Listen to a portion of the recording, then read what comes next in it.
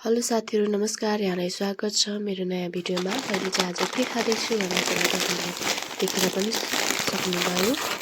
आज मैले चाहिँ कोरियन नुडल्स ढिलो स्पाइसी चाउचाउ खान एकदमै मन लाग्यो। त्यसपछि मैले चाहिँ मगाएँ बजारबाट अनि आएँ।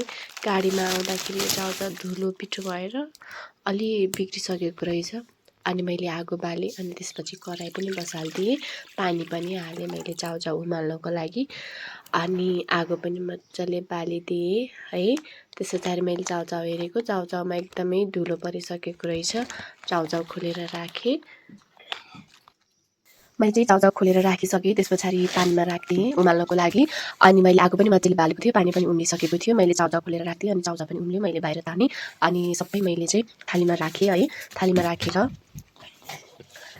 सबै थालीमा तानिसकेँ अनि त्यसपछि मैले चाहिँ पिरो चाउचाउको सुपहरू खोलिदिएँ अनि सबैलाई एकै मिसमा गरेर मिक्समास गराइदिएँ। अनि त्यस पछाडि मैले खाएँ है। थोरै चाख्दाखेरि एकदम मिठो भयो। तर यसमा चाहिँ नपुगेको के कुरा हो भन्दाखेरि तपाईँहरूले हेरेर थाहा पाइसक्नुहुनेछ। यसमा चाहिँ मिसाएर खाँदा चाहिँ कुन चाहिँ चिज मिठो हुन्छ, स्पाइसी चाहिँ खासमा कति मिठो हुन्छ भन्ने कुरा तपाईँले थाहा पाइसक्नुहुनेछ।